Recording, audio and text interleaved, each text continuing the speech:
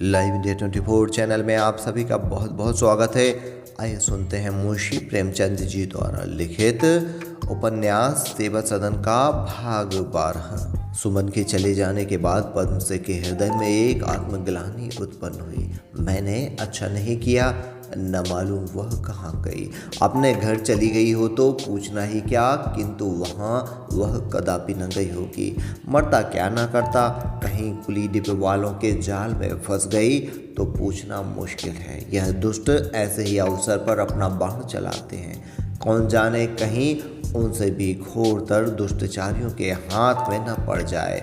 साहसी पुरुष को कोई सहारा नहीं होता तो वह चोरी करता है। कायर पुरुष को कोई सहारा नहीं होता तो वह भीख मांगता है। लेकिन स्त्री का कोई सहारा नहीं होता तो वह लज्जाहीन हो जाती है। युवती का घर से निकलना, मुंह से बात का निकलना है, मुझसे बड़ी भूल हुई। अब इस मर्यादा पालन के काम न चलेगा। वह डूब रही होगी, उसे बचाना चाहिए। वह गजाधर के घर जाने के लिए कपड़े पहनने लगे, तैयार होकर घर से निकले, किंतु यह संशय लगा हुआ था कि कोई मुझे उनके दरवाजे पर न देख ले। मालूम नहीं गजाधर अपने मन में क्या समझे। कहीं उलझ पड़ा तो मुश्किल होगी। घर से बाहर निकल चुके थे, लौटे और कपड़े उतार दिए। और जब वह 10 बजे भोजन करने गए तो सुभद्रा के तेवर बदल कर कहा, आज सुमन के पीछे क्यों पड़ गए? निकालना ही था तो एक ढंग से निकालते। उस बुढ़े जीतन को भेज दिया। उसने उल्टी सीधी जो मुँह में आई कही। बेचारी ने जीभ तक नहीं हिलाई, चुपचाप चली गई। मारे इलाज के मैंने सिर नहीं उठाया।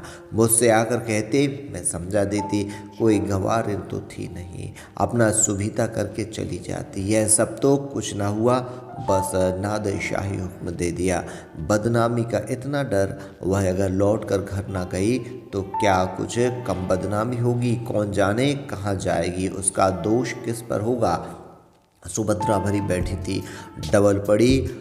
पद्म से अपना अपराध स्वीकार करने वाले अपराधी की भांति सिर झुकाए सुनते रहे। जो विचार उनके मन में थे वे सुभद्रा के जीभ पर थे। चुपचाप भोजन किया और कचहरी चले गए। आज वह जलसे के बाद तीसरा दिन था। पहले शर्मा जी को कचहरी के लोग एक चरित्रवान मनुष्य समझते थे और उनका आदर करते थे, किंतु इधर 3-4 दिनों से जब अन्य वकीलों को अवकाश मिलता तो वह शर्मा जी के पास आकर बैठ जाते और उनसे राग रंग की चर्चा करने लगते।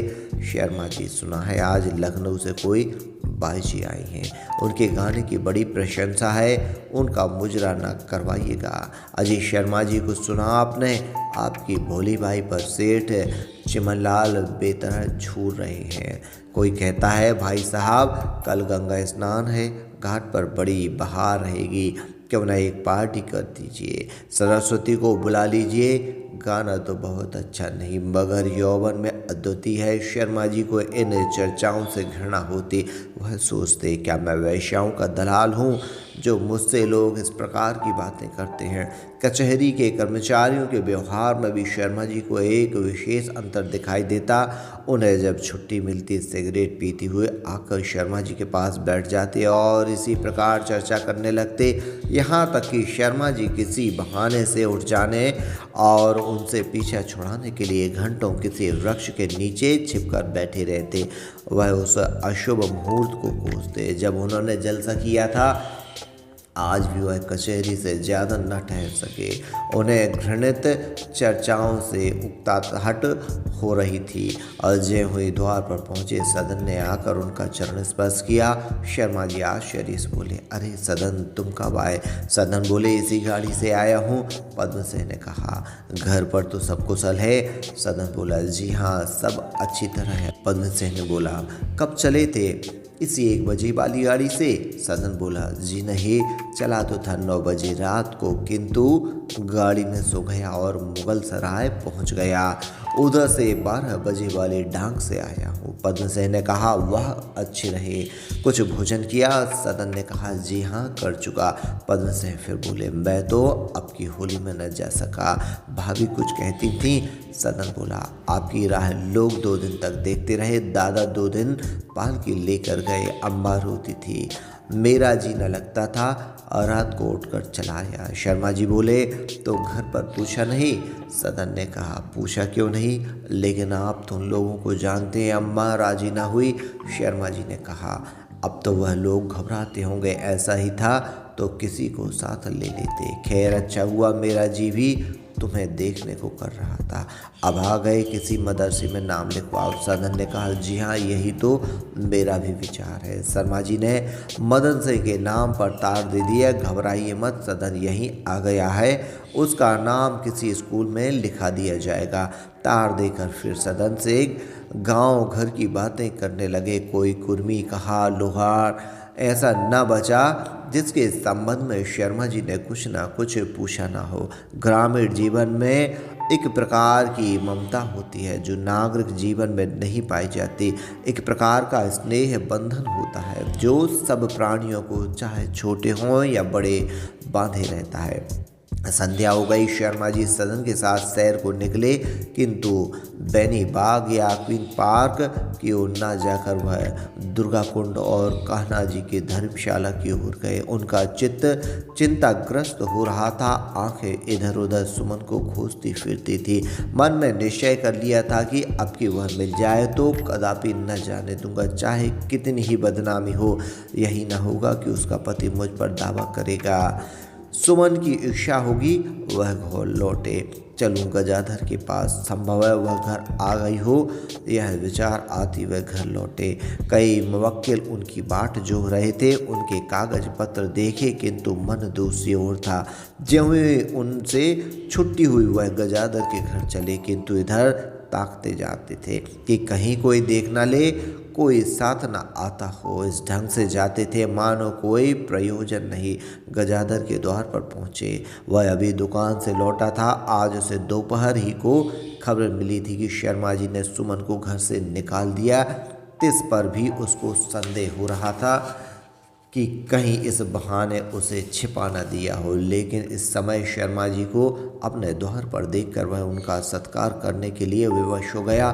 खाट पर से उठकर उन्हें नमस्कार किया। शर्मा जी रुक गए और चेष्ट भाव से बोले, क्यों पांडे जी, महाराजन घर आ गई ना? गजाधर का संदेह कुछ हटा बोला, जी नहीं, जब से आपके घर से गई तब से उनका कुछ पता नहीं।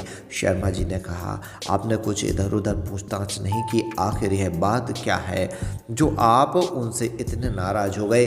गजाधर ने कहा, महाशय, मेरे निकालने का तो एक बहाना था। असल में वह निकलना चाहती ही थी। पास पड़ोस की दुष्टाओं ने उसे बिगाड़ दिया था। उधर महीनों से वह अनमनी सी रहती थी। होली के दिन 1 बजे रात को घर आई।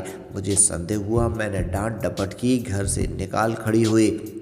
शर्मा जी बोले, लेकिन आप उसे घर लाना चाहते तो मेरे यहाँ से ला सकते थे। उनके बदले आपने मुझको बदनाम करना शुरू किया। तो भाई, बदनामी कौन चाहता है? मैंने उसे अपने घर से अलग कर दिया। बताओ और मैं क्या करता? अपनी इज्जत तो सभी को प्यारी होती है। इस मामले में मेरा इतना ही अपराध था कि वह होली वाले जलसे में मेरा यहाँ रही। यदि मुझे मालूम होता कि जलसे का यह परिणाम होता तो या तो जलसा ही न करता या उसे अपने घर आने न देता। इतने ही अपराध के लिए आपने सारे शहर में मेरा नाम बेच डाला। गजाधर रोने लगा। उसके मन का भ्रम दूर हो गया। रोते हुए बोला, महाशय, इस अपराध के लिए मुझे जो सजा चाहे दें, मैं गवार मूर्ख ठहरा। जिसने जो बात सुझा दी मान गया। वह जो बैंक घर के बाबू हैं, भला सान है बिट्ठलदास, मैं उन्हीं के चकमे में आ गया। होली के 1 दिन पहले वह हमारी दुकान पर आए थे। कुछ कपड़ा लिया और मुझे अलग आपके बारे में अब क्या कहूँ। उनकी बातें सुनकर मुझे भ्रम हो गया। मैं उन्हें भला आदमी समझता था। सारे शहर में दूसरों के साथ भलाई करने के लिए उपदेश करते फिरते हैं। ऐसा धर्मात्मा आदमी कोई बात कहता है तो उस पर विश्वास आ ही जाता है। मालूम नहीं उन्हें आपसे क्या वैर था, और मेरा तो उन्होंने घर ही बिगाड़ दिया। यह कहकर गजाधर फिर रोने लगा। उनके मन का भ्रम दूर हो गया। रोते हुए बोला, सरकार, इस अपराध के लिए मुझे जो सजा चाहे दे। शर्मा जी ऐसा जान पड़ा मानो किसी ने लोहे की छड़ लाल करके उनके हाथ में चुभा दी हो।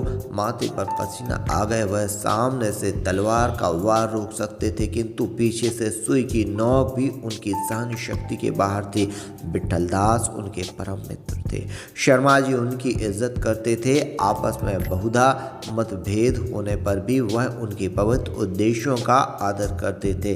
ऐसा व्यक्ति जानबूझकर जब किसी पर कीचड़ फेंके तो इसके सिवा और क्या कहा जा सकता है। और शुद्ध विचार रखते हुए भी वह क्रूर है। शर्मा जी समझ गए कि होली के जलसे के प्रस्ताव से नाराज होकर विट्ठल दास ने यह आग लगाई। केवल मेरा अपमान करने के लिए, जनता की दृष्टि में गिराने के लिए मुझ पर यह दोषारोपण किया है। क्रोध से कांपते हुए बोले, तुम उनके मुँह पर कहोगे? गजाधर बोला, हाँ, सांच को क्या आँच। चलिए अभी मैं उनके सामने कह दूँ। मजाल है कि वह इनकार कर जाएं। क्रोध के आवेग में शर्मा जी चलने को प्रस्तुत हो गए, किंतु इतनी देर में आंधी का आवेग कुछ कम हो गया। संभल गए। इस समय वहां जाने से बात बढ़ जाएगी, यह सोचकर गजाधर से बोले, अच्छी बात है, जब बुलाऊंगा तो चले आना, मगर निश्चित मत बैठना। महाराज इनकी खोज में रहो, समय बुरा है, जो खर्च हो, जरूरत हो, वह मुझसे ले लो। यह कहकर शर्मा जी घर चले गए। विट्ठल दास की गुप्त छुरी से आघात ने उन्हें निस्तेज बना दिया था। वह यही समझते थे कि विट्ठल दास ने केवल द्वेष के कारण यह षड्यंत्र रचा। यह विचार शर्मा जी के ध्यान में भी आया कि संभव है उन्होंने जो कुछ कहा हो वह शुभ चिंतकों से प्रेरित होकर कहा हो और उस पर विश्वास करते हों। दूसरे दिन पंच से सदन को साथ लेकर किसी स्कूल में दाखिल कराने चले।